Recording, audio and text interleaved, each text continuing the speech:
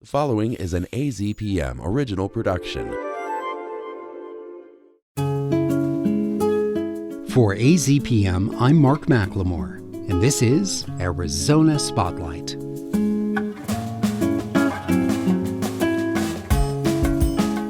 Coming up, learn the secrets of the Vegan Night Market, a quarterly community-building event for people exploring a meatless and dairy-free diet. Hear how the Noyce Teaching Scholarship program is helping to overcome teacher shortages and helping to retain the services of STEM educators across the state. Nature enthusiast Rebecca Doyle offers a celebration of the annual arrival of the elegant trogon to Madera Canyon. And as Julie Sasse prepares to leave the position of chief curator at the Tucson Museum of Art, an appreciation of what she's accomplished. Those stories are next on Arizona Spotlight. The rising interest in adopting different approaches to healthy eating has been helping a local food event to grow over the last couple of years. The Vegan Night Market is making it easier for people to expand their culinary options without consuming meat, milk, or other animal products. Next, Tony Paniagua has an interview with Hannah Hernandez, who is part of the Death-Free Foodie and Tucson Foodie movements online. Hannah Hernandez, thank you very much for joining us. Yeah, thanks for having me. I'm so excited to be here. How did Vegan Night Market come about? Tucson Foodie was looking to throw some fun events for Tucson, and I wanted to show off the vegan food around here. We have a lot going on, a lot of exciting vegan options, and Tucson Foodie was game to make it happen. So we kind of collaborated and got a bunch of nice vendors together. So you decided to become a vegan in 2017. Can you tell us a little bit about that decision and how that has changed your life over the years? I went vegan for the animals. I saw a documentary, and it just kind of made me think a little more about where my food comes from and, what we're consuming. And that kind of changed everything. And then what happened after that? Started clearing out the cupboards and the fridge. Started kind of rethinking and being more conscious of my purchases at the grocery store and where I was eating, going out to eat. And then it just went from there. My husband joined me, so that made it a lot easier. And then you came up with a social media name, and you called it Death-Free Foodie, and that took off. Can you tell us about that, please? Yeah, I had a few different usernames to begin with, but Death-Free Foodie won. My husband thought of it. It was a really good name. Kind of makes you think. It makes you think a little bit. What do you like about being a vegan, and why do you recommend it to other people? We were speaking ahead of this interview. You don't want to be one of those pushy people, like, you need to do this, but you recommend it. Can you tell us about that, please? Absolutely, yeah. I think that showing people how exciting the food is, how it makes you feel, like I just feel good. It's so easily accessible. And, yelling, the vegans that are yelling and stuff, it might be good for some people, but I think the nice way to go about it is just to show off the nice things. Maybe say, hey, listen, you like to eat that, but let me introduce you to some options that perhaps you hadn't thought about in the past. Exactly, yeah. Do you have these old favorites like green corn tamales or whatever your old favorite is growing up? You can get that still. You can get it vegan. It's easy and it tastes just the same. Vegan Night Market is going to be celebrated this Saturday, June 1st. How long has it been around, and how has that growth taken place over the years? Vegan Night Market began 2023. I believe it was June 3rd was our first one. And it's just, we expected people to trickle in. It really didn't think, this will be a nice little event. And then we had over 1,000 people that first night. Everyone sold out. All the vendors sold out. So wild. Everyone just keeps growing. This last one had over 3,000 people. Did you ever imagine that you would be getting these huge turnouts? Absolutely not. No, it's so exciting. I really thought it would be a handful of people each time that loved vegan food, but it's everyone. It's non-vegans. It's everyone that just loves food and in socializing. It's just a big party is what I like to think of it. And you mentioned that earlier in the prior to this interview that choosing a nighttime event was a deliberate action. Is that correct? Absolutely, yeah. I don't like to go out during the day. I'm really pale. I burn easily. but yeah, it's just a different vibe. I just wanted it to be something fun for people to do, vegan or not. Just come out, look at the pretty lights, get some really good food that happens to all be vegan. It's nice for people to experience it. I was looking at the list of vendors there, and you have dozens upon dozens of different options. What kind of different types of foods might people be able to taste? There's so many, like hot dogs, pizza, there's all sushi, there's all the good stuff. Hawaiian food. I don't know if you've heard of like loco moco. Is like a popular food in Hawaii. My dad always talks about. We're gonna have a vegan version of that. Wild to me. And just hot wings, everything you could think of. Our assistant producer, Alicia Vasquez, was asking you, what might I want to try if I've never had much of a desire to eat vegan food? What were some of your recommendations? I definitely think fried sushi. Fried sushi is going to be so good. And the hot dogs are pretty amazing for anyone. Like there's Sonoran dogs. We're going to have like a full vegan Sonoran dog. And like chili dogs, burgers of all kinds. Like there's just going to be something for everyone. Vegan sushi, how is that even possible, especially when we're talking about sushi, which is supposed to be raw fish?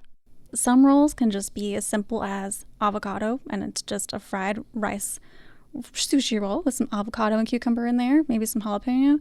They drizzle eel sauce, and it's amazing. It's just a nice little veggie roll. But there are like mock fish, like it's just protein. It's like soy protein or whatever, and then just drizzle it with vegan mayo, like spicy mayo and eel sauce. Eel, in quote, it's not real eel sauce, It's amazing, especially if they fry it. So we're talking hot dogs and burgers, and we're saying no meat? Yeah, no meat at all. And a lot of them, too, are not using the mock meats, because I'm not the biggest fan of all the mock meats, and I try to keep my consumption low with those. So it's kind of nice that there's going to be a lot of just really good ingredients and stuff used. People are really conscious of that, but making it taste good. You don't know you're eating healthy. The Tucson vegan scene, it's wild. We have so many options, and it's not something that takes a lot of effort. It's pretty great. Thank you so much, Hannah Hernandez. Thank you very much for being here. Thank you. Thanks to its continued growth each quarter, the Vegan Night Market has moved from its downtown location to the larger Heirloom Farmers Markets pavilions at Rillito Park. The next gathering is this Saturday, June 1st from 6 to 10 p.m. We have a link on the Spotlight page at azpm.org. Last year, nearly 90% of public schools in the U.S. reported challenges in hiring new teachers. However, there's a teaching scholarship program in Arizona that's working to help address the shortage and to find out how to best retain teachers in the fields of science, technology, engineering, and math across our borderlands. From Cochise County, reporter Summer Hom has the story. U.S. Department of Education Senior Advisor Maureen Tracy Mooney says coming into this school year, about 45% of those U.S. public schools reported feeling that they were understaffed entering 23-24. That's a decrease from the 53% of schools that felt understaffed going into the 22-23 school year. 37 states coming into this school year reported math and science as one of their shortage areas, and that includes Arizona. And that's where the Noyce Borderlands Master Teacher Fellowship comes in.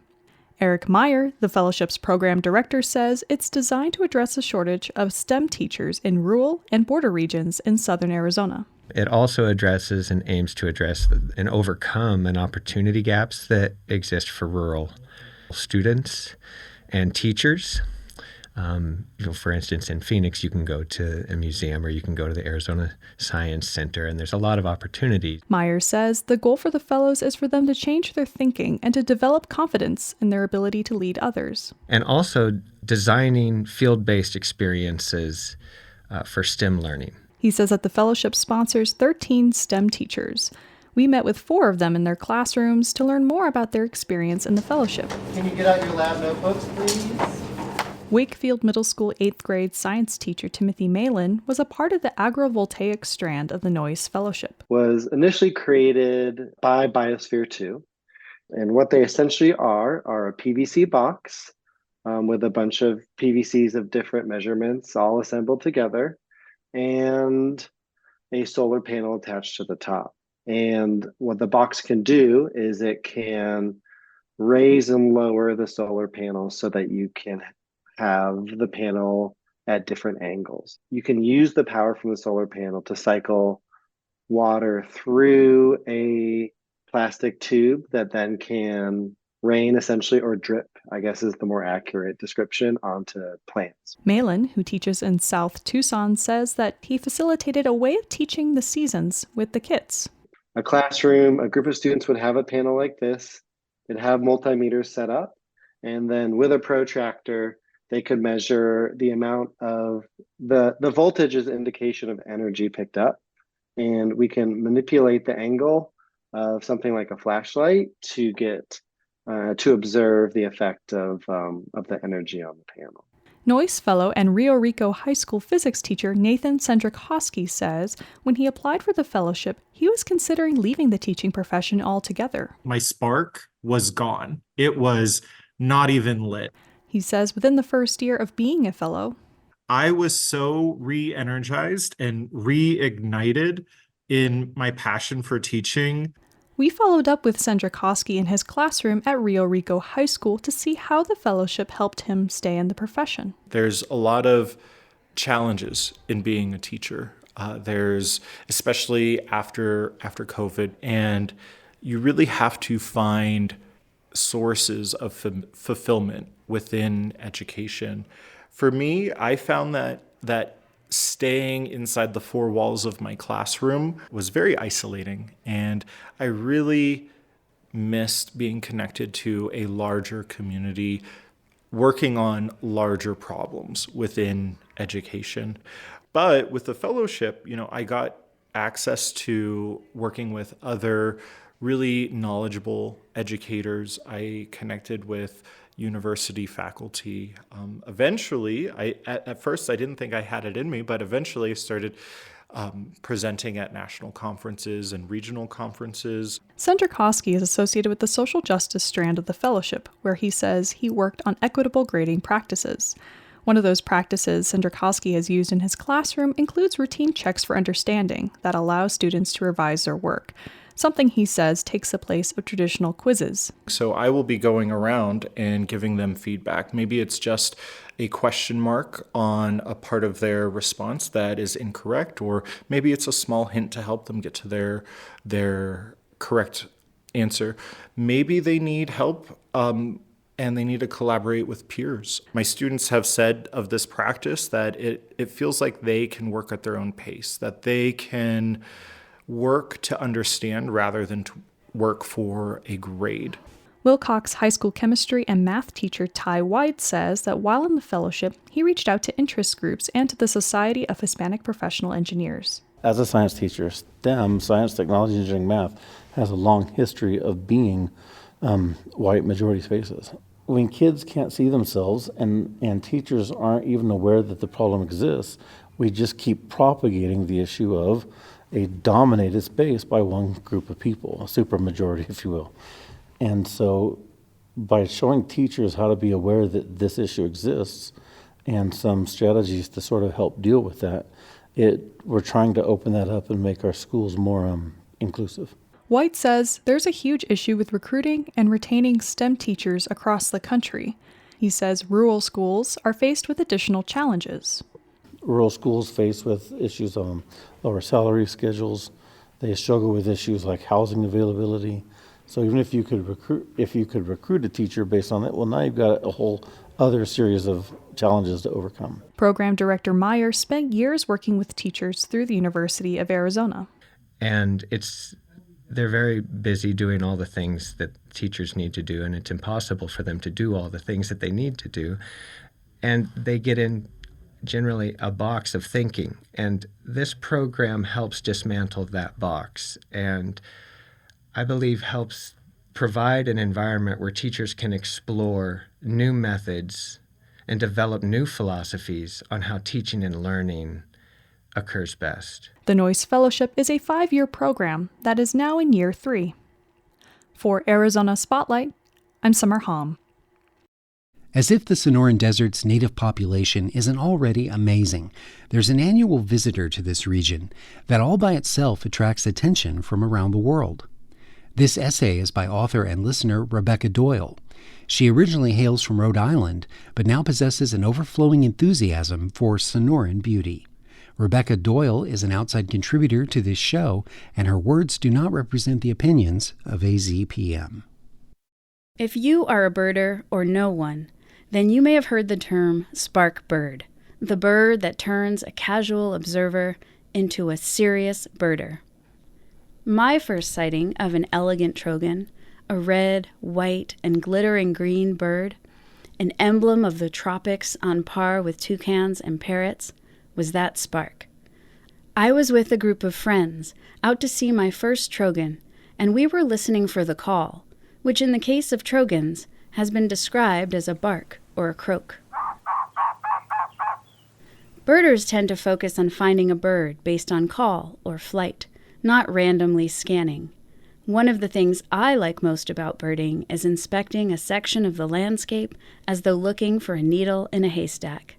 I studied the canopy of oaks and pines alongside the trail in Madera Canyon and spotted my first trogon, a bird not much larger than a robin, on a branch. I have been lucky to enjoy a number of trogon sightings since that first spark, a dozen years ago. The trogon's predilection for fruits and large insects confines them mostly to tropical forests, but some Mexican populations of the elegant trogon migrate north in spring to breed in the pine, oak, and sycamore-lined canyons of southeastern Arizona.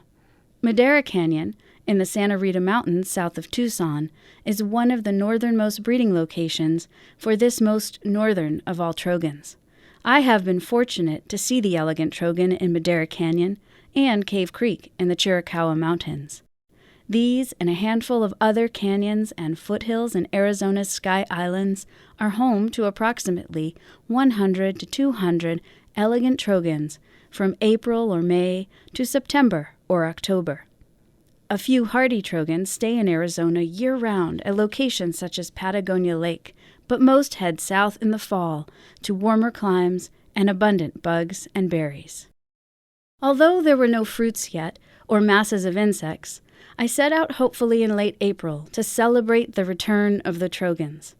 Leaving behind the low deserts, Madera Canyon Road ascends the Bajada, transitioning from mesquite grassland to pine oak woodlands, where it enters the canyon and begins following the curves of Madera Creek. Wild turkey and white-tailed deer feed close to the road, oblivious to cars and people alike. I am on the trail for just a few minutes when I encounter a group of birders. Binoculars focus on the forest canopy. I ask quietly as I approach, and one replies that the trogon flew away moments before. I continue on, encouraged but slightly disappointed. Another 5 minutes, and I hear a familiar call down in the canyon. I descend an informal trail, and seconds later see a male trogon on an oak branch, likely feeding, judging from his brief flights as he disappears repeatedly into the canopy, reappearing each time to rest on a branch. Continuing up the canyon, I soon hear another trogon calling steadily. I wonder if other trogons are listening and what they make of the message. I should rest, but I carry on, lured by more calls and encouraged by seeing the animated painted redstart and red-faced warbler. I decide to revisit the trogon nest site that I happened upon last August. At that time, I noticed a female trogon on a branch, eating a butterfly. After a while, she darted into a hole in a dead oak, and immediately I heard murmurings. Baby trogons. Soon she was gone, and 2 tiny trogons with beaks as large as their heads popped out of the hole. I watched from afar as they jostled, beaks open for another butterfly snack. After years of checking snags and holes in oaks and sycamores, I had finally succeeded in finding a trogon nest. I did not stay long so as to minimize any impact my presence might have, and continued along the trail until, rounding a bend, I spotted 2 black bear cubs below me in the canyon, and seconds later, their mother, looking up in my direction. They were still 100 or so yards away. Slowly, steadily, I began walking backwards. Once the bears were out of view, I sped up to increase the distance, barely registering the male trogon that swooped in front of me. Trogons and bears, oh my! Though the nest was probably not yet occupied so early in the season during my April visit, I liked the idea of seeing it again with the aim of checking in from a careful distance at various points during the summer. My memory hazy, I wandered in the vicinity, not able to place the nest, but content to have passed the afternoon in the shade. I thought about how this special place draws visitors from around the world, how this afternoon I saw license plates from Washington to Vermont and overheard Australians talking trogons. I felt grateful to live so close to the tropics as I took one last walk along the creek, listening to the sheep-like call of canyon tree frogs and imagining a trogon arriving in the golden light of an April evening, rounding the cliffs of Elephant Head and turning at last into Madera Canyon, cheered on by the frog chorus, like a marathon runner on the final mile, following the ribbon of bright green cottonwoods up into the oaks and pines and sycamores, home at last for the summer. Welcome back, trogons. For Arizona Spotlight, this is Rebecca Doyle. Tucsonan Rebecca Doyle has many published articles, stories, and essays that have sprung from her outdoor adventures. Her 5-word motto is write, bike, hike, paddle, bird. In April, Julie Sasse, the chief curator at the Tucson Museum of Art, retired after more than 20 years as a visionary in the local arts community. A leading expert in the field of contemporary Southwestern art, her many contributions include being a strong proponent of women and indigenous artists, and expanding the TMA's collection to include works that represent marginalized voices. As a longtime arts and culture producer for Arizona Illustrated, Andrew Brown has collaborated often with Sasse on television and radio stories that relied on her acumen and expertise. This time, Brown spoke with Julie Sasse and some of her friends and colleagues at her retirement party at the museum. I'm Julie Sasse, and I'm the chief curator at the Tucson Museum of Art. This is strange because I've interviewed you so many times over the years, and I hope this isn't the last one, but it'll be the last one. It'll be the last one as chief curator. What is it, one more week? Oh my God, good to see you. Thanks for coming.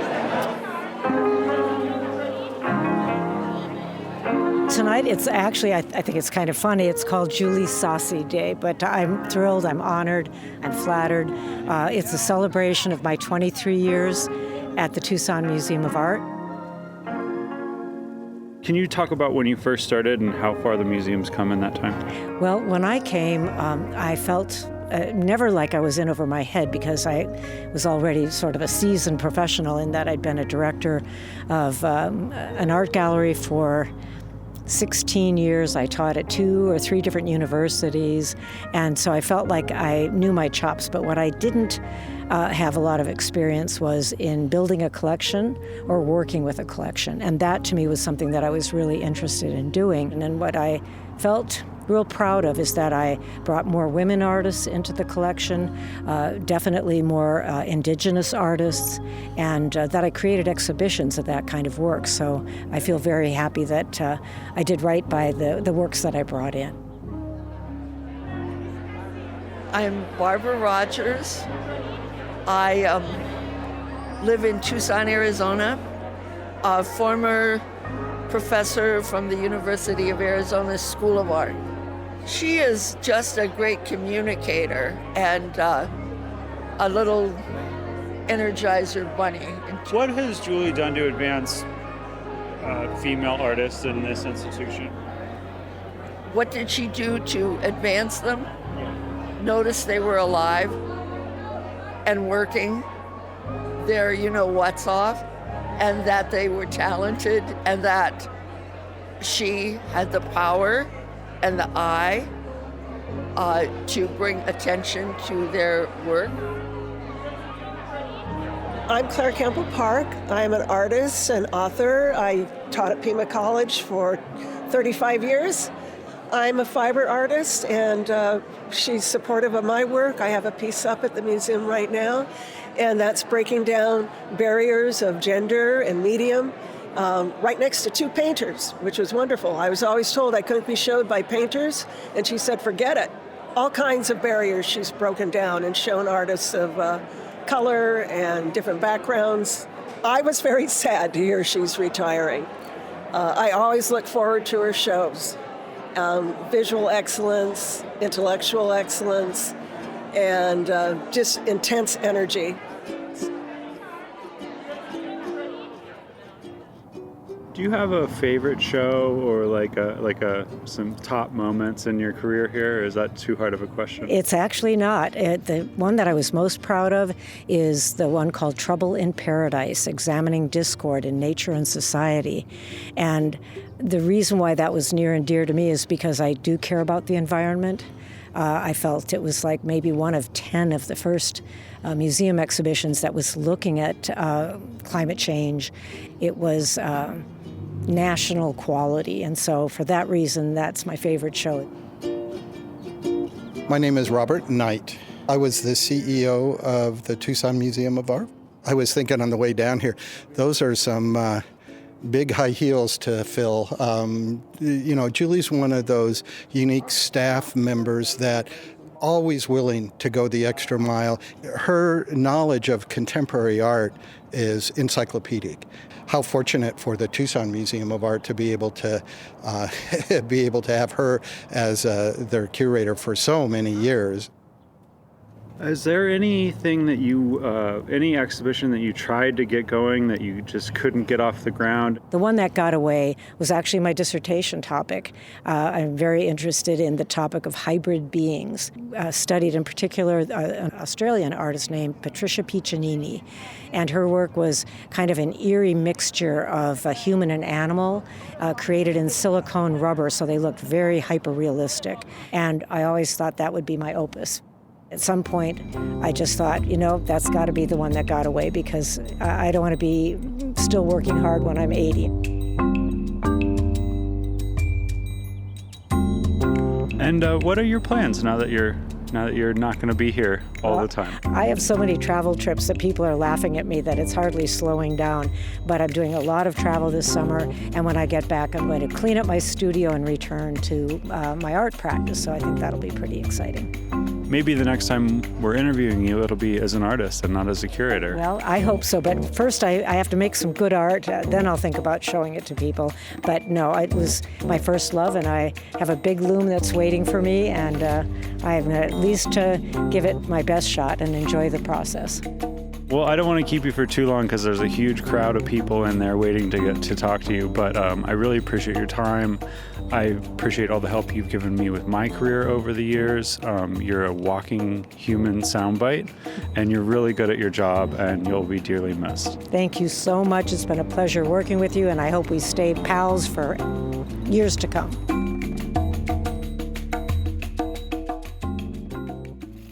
Thank you for listening to Arizona Spotlight. This show is a production of AZPM. The production engineer is Jim Blackwood. Production assistance by Alicia Vasquez. I'm producer and host Mark McLemore. AZPM podcasts are made possible in part by donations from listeners like you. Learn more at support.azpm.org. Thank you.